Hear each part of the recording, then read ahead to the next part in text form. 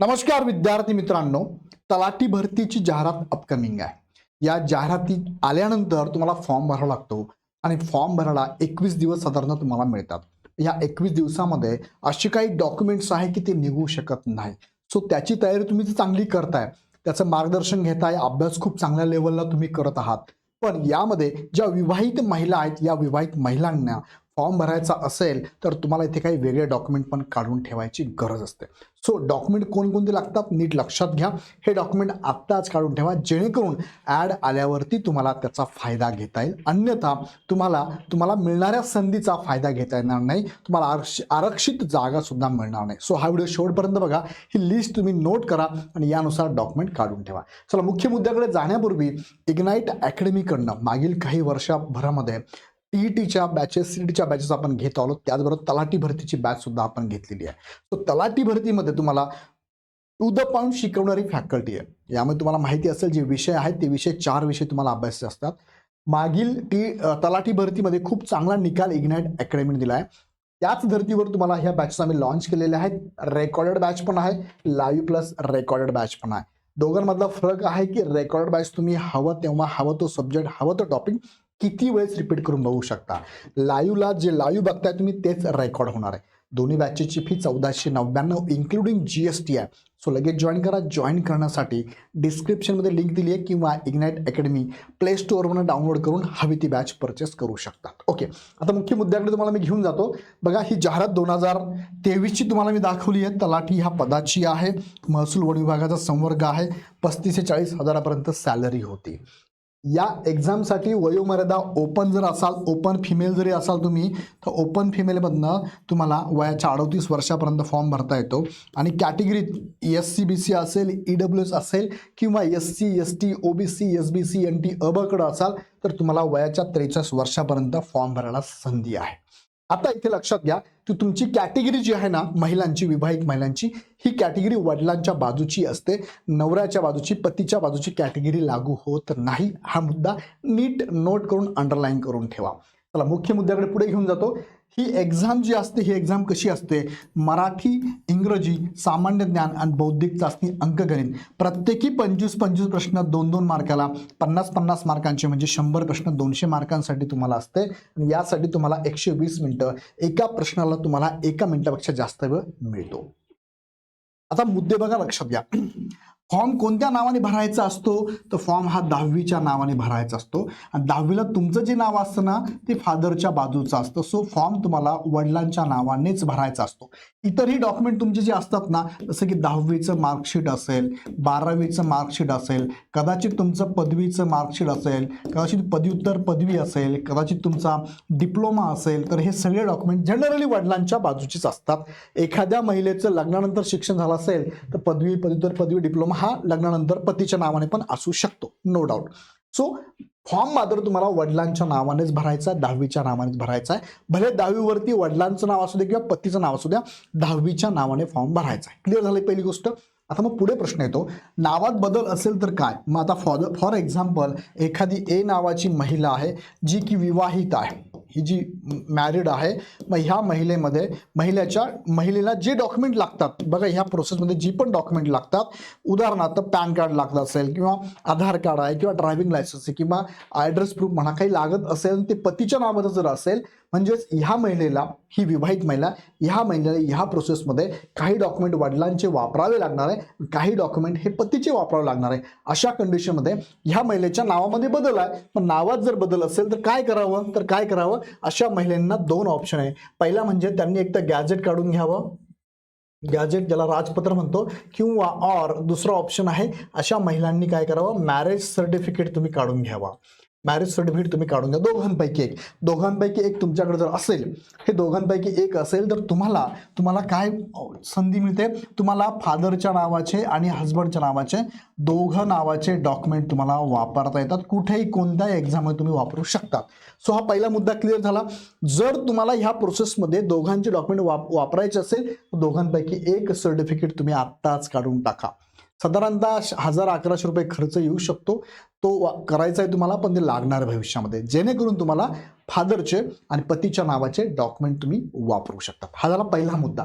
दुसरा, स्पेलिंगमध्ये जर बदल असेल स्पेलिंगमध्ये की सर माझं बाकी सगळं ओके, मी फक्त फादरच्या नावाचे सगळे डॉक्युमेंट वापरणार आहे, पतीच्या नावाचे काही डॉक्युमेंट मला वापरायचे नाही, पण स्पेलिंगमध्ये मिस्टेक आहे, जसं की मीरा नाव आहे मीरा आणि चुकून काही डॉक्युमेंटवर काय झालं सर मीरा असं झालेलं आहे, मग हे म्हणूया आपण स्पेलिंग मिस्टेक, किंवा एखादा ए ॲड झाला आहे बरोबर, मग याला स्पेलिंग मिस्टेकला तुम्हाला काय करावं लागतं तर यासाठी तुम्हाला ॲफिडेविट करावं लागतं. ॲफिडेविट हे साधारणतः 100 रुपये बॉन्ड पेपरवरचं चालतं.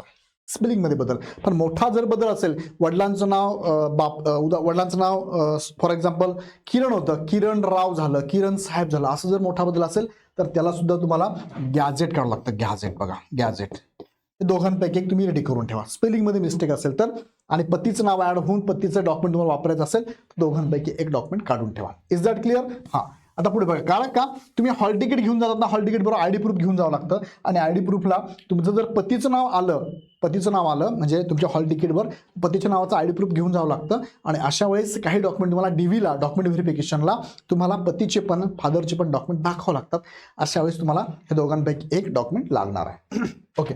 नंतर ओपन महिला आरक्षण कोणते प्रमाणपत्र लागतं तर आता 2023चा GR आहे त्यानुसार ओपन महिला किंवा ओपनच्या ज्या जागा आहे, ओपनच्या जागा जनरलला पण असतात, फिमेलला पण असतात. मग फिमेलसाठी जर जागा तुम्हाला आरक्षण घ्यायचं असेल तर पहिले 33% सर्टिफिकेट लागत होतं, ते मिळत पण होतं, पण आता ते मिळत पण नाही आणि लागत पण नाही. सो महिला आरक्षणासाठी सेपरेट असं कोणतंही डॉक्युमेंट लागत नाही. सो मी याला काय करतो, नो करतो, लागत नाही.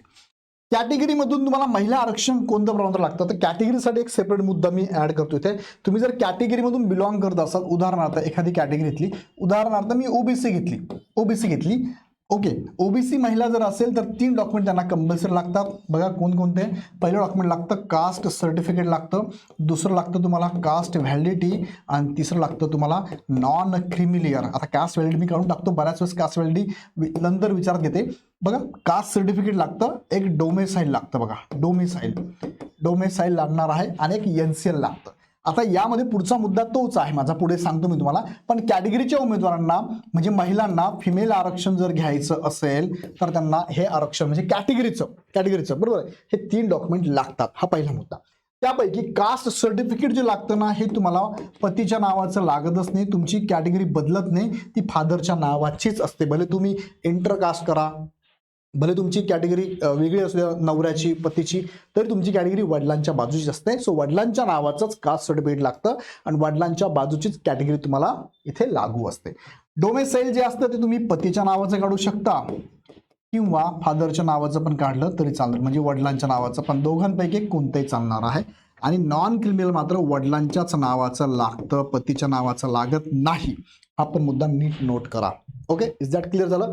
हां. मग आता याच्यात पुढे मुद्दा आहेच माझा, मी तुम्हाला हा मुद्दा सांगितला आरक्षणासाठी, पण पुढे अजून एक मुद्दा मी क्लिअर करणार आहे. बघा, एका वेळेस किती समांतर आरक्षणाचा फायदा घेता येतो. एखादी फिमेल असेल, उदाहरणार्थ जर ती फिमेल रिझर्वेशन पण घेणार आहे आणि कदाचित ती प्रोजेक्ट अफेक्टेड पण असेल, तर एका वेळेस दोघं घेता येते का नाही, एका वेळेस तिला एकच समांतर आरक्षणाचा फायदा घेता येतो. डोमेसाईल कुणाच्या नावाचं हवं, आत्ता मी तुम्हाला सांगितलं. डोमेसाईल हे फादरच्या नावाचं पण चालतं आणि हजबंडच्या नावाचं पण चालतं. त्याला व्हॅलिडिटी असते का? व्हॅलिडिटी नसते. NCL कुणाच्या व कुणाला व कुणाच्या नावाचे हवे त्याची व्हॅलिडिटी. आता हा महत्वाचा मुद्दा इथे मी ऍड करतो बघा NCL बद्दल. आता NCLचा मुद्दा आलाय बघा. NCL कुणाला लागतं तर बघा NCL मी लिहितो. NCL OBC, SBC, NT VJNT अ ब क ड, त्यानंतर SCBC ह्या उमेदवारांना लागतं. आणि कोणत्या उमेदवारांना लागत नाही तर त्यातलं बघा SC, ST, EWS आणि ओपन ह्या कॅटेगरीच्या उमेदवारांना NCL लागत नाही. यांना लागतं, पण ह्या महिलांना लागत असेल तर कुणाच्या नावाचं हवं? वडिलांच्या नावाचं हवं. जर फिमेल ही ह्या कॅटेगरीमध्ये असेल तर ह्या कॅटेगरीच्या उमेदवारांना, महिलांना कास्ट सर्टिफिकेट आणि डोमेसाईल हे दोघंच लागेल, NCL लागणार नाही. पण त्याच महिला जर ह्या कॅटेगरीच्या असतील तर त्यांना हे तिघं लागेल. हे तिघांपैकी एक जरी नसेल तर ह्या महिलांना कॅटेगरीचं आरक्षण मिळणार नाही. ह्या महिलांना यापैकी ह्या दोघांपैकी एक जरी नसेल तर त्यांना ह्या कॅटेगरीचं आरक्षण मिळणार नाही. मग हे डॉक्युमेंट नसतील अशा महिलांनी काय करायचं तर अशा महिलांना एकच ऑप्शन आहे, त्यांना ओपनमधनं फॉर्म भरावा लागेल, जो की सगळ्यांसाठी ओपन असतो. जो की सगळ्यांसाठी ओपन असतो, लक्षात घ्या. त्यानंतर पुढे घेऊन जातो तुम्हाला मी EWS ओपनला एनसीएल लागतं का? मी आता सांगितलं नाही लागत. EWSला लागत नाही, ओपनला लागत नाही, SCला लागत नाही, STला पण लागत नाही, लक्षात घ्या. आणि कास्ट व्हॅल्यू लागते का? तर नाही. कास्ट व्हॅल्यू नंतर दिली तरी चालते. निवड झाल्यानंतर, काय म्हटलं मी, निवड झाल्यानंतर तुम्हाला 6 महिन्यात ती द्यायची आहे. 6 महिने वेळ मिळतो, ह्या 6 महिन्यात दिली तरी चालणार आहे. सो हे डॉक्युमेंट जे आहे मेजर आहे, हे तुमचे जर रेडी नसेल तर आत्ताच काढून ठेवा. आणि ह्या डॉक्युमेंटबद्दल काही अडचण असेल तर मला कमेंटमध्ये टाका. EWS निघत असेल काढा. काही विद्यार्थिनी महिला म्हणू शकतात सर आमचं एज बार असेल तर EWS SCBC जर होत असेल तुमचं काढून घ्या. 43 वर्षापर्यंत तुम्हाला सूट आहे. किंवा इतर काही डॉक्युमेंटबद्दल शंका असेल तर मला कमेंटमध्ये टाका. त्याच्यावरती सेपरेट व्हिडिओ मी तुमच्यासाठी घेऊन येतो. आणि परत एकदा सांगतो, तुम्ही जर तयारी करत असाल तर तयारीला लागा, कारण तुमचे प्रतिस्पर्धक तयारीला लागलेले आहे. इग्नाईट अकॅडमीच्या प्लॅटफॉर्मवरती रेकॉर्डेड आणि लाईव्ह प्लस रेकॉर्ड दोन्ही बॅचेस अवेलेबल आहेत. तुम्हाला योग्य वाटते ती बॅच घ्या. दोघे बॅचेसला शिकवणारी फॅकल्टी तीच आहे. दोन्ही बॅचेसला PDF स्वरूपात नोट्स आहेत, टेस्ट सिरीज अवेलेबल आहे. त्याचा फायदा करून घ्या. आणि जर काही MPSCने बदल केला, MPSCकडे गेली बदल झाला, तो जो काय बदल होईल तो पण आम्ही तुम्हाला ह्या बॅचमध्ये देणार आहोत. जर त्यात मोठा डिफरन्स असेल तर त्यानुसार तुम्हाला आम्ही त्या बॅचेस देणार आहोत. सो विद्यार्थी मित्रांनो, लगेच परचेस करा.